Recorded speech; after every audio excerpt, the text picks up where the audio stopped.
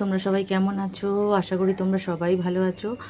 রান্নাঘরের ভিতর দিয়ে দেখাচ্ছি তোমাদের একটা সুন্দর ঝলমলে রোদ ঝলমলে আকাশ, মেঘ আছে হালকা হালকা, কি সুন্দর লাগছে না পরিবেশটা। আমি একটা ভিডিও তোমাদের দেখাচ্ছি। এই দিনটা আমার তো এইভাবেই শুরু হয়, আকাশ দেখি, পরিবেশ দেখি, একটু সবুজ দেখলে ভালো লাগে, সবারই ভালো লাগে। প্রকৃতি তো প্রায় লুপ্ত হতে চলেছে, তাই আস্তে আস্তে যেটুকু আছে ওটুকুর মধ্যে দিয়ে দেখি। আর একটা জিনিস দেখো, তোমাদের কি বলি দেখো এবার। আজকে চিন্তা করলাম এই কড়াটা মাজছিলাম, এই কড়াটা মেজে মাজতে মাজতে দেখলাম যে আমার এত হাতে ব্যথা করছে এই কড়াটা মাজতে গিয়ে। কারণ কড়া সাদা না হলে আমার পোষায় না। আমি আমার হেল্পিং হ্যান্ডও যদি মেজে যেত, এখন তো নেই, ওকে কদিনের জন্য ছাড়িয়েছি কারণ আমি থাকবো না বলে।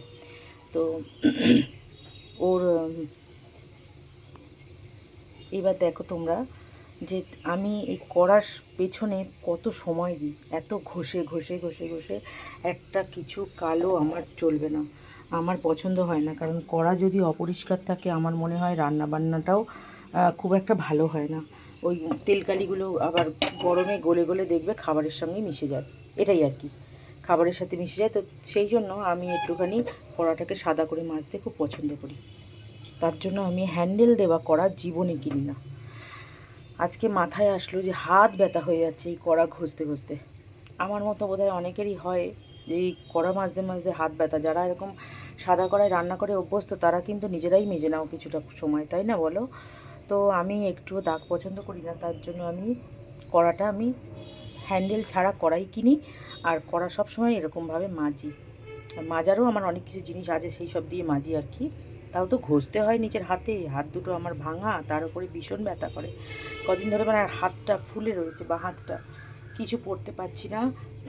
এই দেখো আমার হাতটা কিভাবে ফুলেছে, কিভাবে ফুলেছে, আর প্রচণ্ড যন্ত্রণা। তো যার জন্য আমি চিন্তা করলাম যে না, এটাকে আমার চেঞ্জ করতে হবে। ভাবছিলাম কি করে চেঞ্জ করব, তখন মনে হলো হ্যাঁ আমার কাছে তো একটা প্রেস্টিজের কুকার আছে যেটাতে রান্না করা যায়। এই দেখো আমি স্টিলের কিনে রেখেছিলাম, এটার সাথে একটা ছোট কুকার কিনেছিলাম, সেটা সবসময় সব কিছু সেদ্ধ করার জন্য। এই দেখো প্রেস্টিজের clip on cooker. Clip on cooker অনেকের আছে, এটা রান্নাও করা যায়। এই দেখো এটা দিয়ে এই লিডটা আছে, আবার লিডটা যদি তুমি না দাও, সিদ্ধ মনে করো কিছু বয়েল করছো, এটা দিয়ে লক করলে সিটি হয়ে যাবে। যাই হোক, এইটা আমার কাছে ছিল, আমার হঠাৎ মনে পড়লো একে এবার বার করি, আর পাচ্ছি না কড়া মাজতে, তাই বার করলাম। আবার যখন কড়াতে মানে ঝোল ফুটুক বা কিছু তরকারি ফুটবে, তুমি লিডটা ইউজ করতে পারো, কোনো অসুবিধা নেই।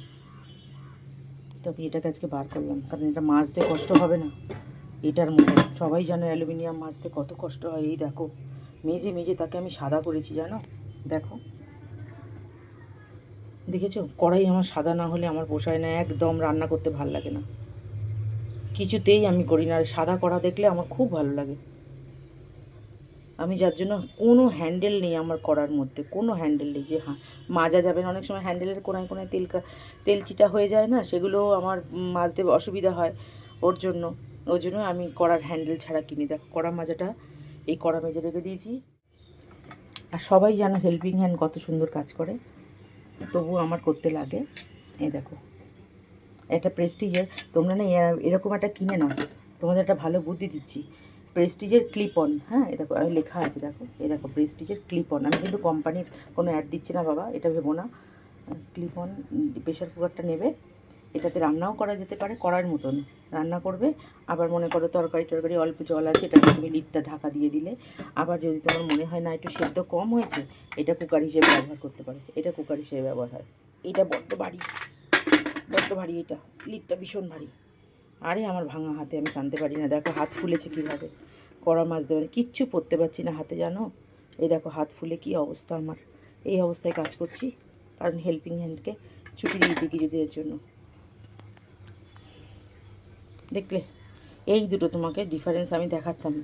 আমার এই কড়াই আর রান্না করতে ভালো লাগে, তেল দিয়ে এত সুন্দর করে মেজে রেখেছি বলো, আমার একদম ভালো লাগছে না। তাই এটাকে আমি এখন তুলে রেখে দেবো, শুকনো করে রোদে শুকিয়ে তুলে রাখবো। আর আপাতত কদিন ধরে আমি ক্লিপ অ্যান্ড প্রেশার কুকারটা ব্যবহার করব। তো যাই হোক বন্ধুরা, আজকে আমি রান্না এর মধ্যে করবো, তোমাদের সবটাই দেখাবো, দেখতে থেকো। এই পর্যন্ত যারা আমার পাশে আছো আর লাইক দিতে ভুলে গেছো, তারা একটা লাইক দিয়ে দাও, কারণ তোমাদের একটা লাইক আমাকে অনেক উৎসাহ দেয় গো, আমাকে এগিয়ে যাওয়ার জন্য। আর যারা আমার চ্যানেলে নতুন এসছো, যারা আমার চ্যানেলটা যে যেখান থেকে দেখো না কেন, তারা সাবস্ক্রাইব করে আমার পাশে থেকো। আর নোটিফিকেশান যাওয়ার জন্য পাশে দেখবে একটা বেল বাটন আছে, ওটা অল করে দাও। তাহলে দেখবে আমি যখনই ভিডিও ছাড়বো তোমাদের কাছে নোটিফিকেশান পৌঁছে যাবে আর তোমরাও দেখতে পারবে। কারণ তোমরা যত আমার ভিডিও দেখবে, আমার ভিডিও করার উৎসাহটা আর একটু বাড়বে। ভিউজ না হলে তো আমাদের চ্যানেলে কিছুই লাভ নেই বলো, তাই তোমাদেরকে বললাম। যাই হোক, তোমরা দেখতে থাকো। আমি আজকে ক্লিপ অনে মাছের ঝোল করছি। তাই আমি প্রথমে মাছটাকে ভেজে তুলে রাখলাম, তারপরে ওই তেলে একটু জিরা ফোড়ন দিলাম, জিরা ফোড়ন দিয়ে আমি আলুগুলোকে ছেড়ে দিলাম। আলুগুলো ভাজা ভাজা হয়ে যাবে, খুব একটা তেল এখানে লাগে না, তাও আমি আজকে এটাতে রান্না করলাম, কারণ কড়াই আর মাজতে পারছি না। আর তোমাদের একটা খবর বলি, সীমা আবার এসছে কাজে, কারণ আমি সীমাকে ছাড়া চলতে পারছি না, তাই ওকে ডেকে নিয়েছি। যাই হোক, এই ক্লিপনে ঝিঙেগুলো দিয়ে দিলাম। এবার ঝিঙেগুলোকে ভাজবো।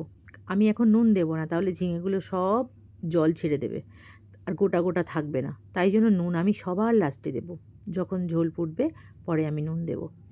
মশলা টশলা সব দেওয়া হয়ে গেছে, এবার আমি ভালো করে কষিয়ে নিলাম। দেখো, যেই নুন দিয়েছি, মশলাগুলো দেওয়া তোমাদের দেখানো হয়নি, ভুলে গেছি, কিন্তু মশলাগুলো দেওয়া আর নুন দেওয়ার পরে ঝিঙেগুলো কতটুকু হয়ে গেছে দেখেছো?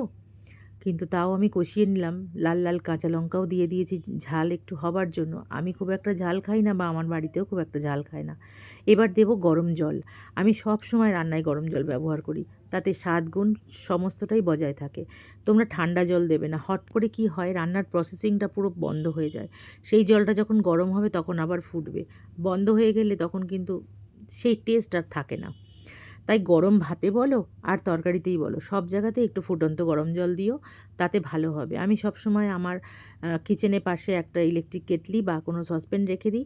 আমি যাতে জল গরম একটা রান্না বসিয়ে জল গরমটা বসিয়ে দিই, যাতে আমার ওই জল গরম দিতে সুবিধা হয়। আর আমি কাঁচের লিডটা দিয়ে দিলাম, এতে ঝোলটা ফুটতে সুবিধা হবে। ঝোলটা ফুটে এবার মনে করো আমি এখানে চিকেন বা মাটন রান্না করছি, চিকেনে লাগে না, মাটন রান্না করছি, সিদ্ধ হতে সময় লাগে। তো আমি ক্লিপনের যে প্রেশারের যে লিডটা আছে, মেন লিড, ওটা আমি দিয়ে একটা সিটিকে দুটো সিটি দিলেই আমার রান্না কমপ্লিট হয়ে যাবে, জানো তো। এটার একটা বিশাল সুবিধা আছে। তো আমি এটা যখন কিনতে যাই, আমি কিন্তু অ্যাকচুয়ালি কিনতে গেছিলাম ছোট্ট একটা স্টিলের প্রেশার কুকার, যাতে মাজতে আমার ঘরে যেই বাসন মাজুক না কেন তার একটু সুবিধার জন্য। তো স্টিলের প্রেশার কুকারের পাশাপাশি যখন এটা দেখলাম, তখন আমি এটা নেওয়ার জন্য খুব বায়না শুরু করি, আর এটা নিয়েই আসি। আজকের মতো টাটা, তোমরা সবাই ভালো থেকো। দেখো ঝিঙের ঝোল কেমন হয়েছে। সবশেষে একটাই কথা বলবো, যদি আমাকে তোমাদের একটুও ভালো লাগে, তোমাদের মনের করে আমাকে একটু জায়গা দিও, আমি তাতেই খুশি। আর তোমরা সবাই ভালো থেকো, সুস্থ থেকো, এবং আবার তোমাদের সঙ্গে আমার দেখা হবে।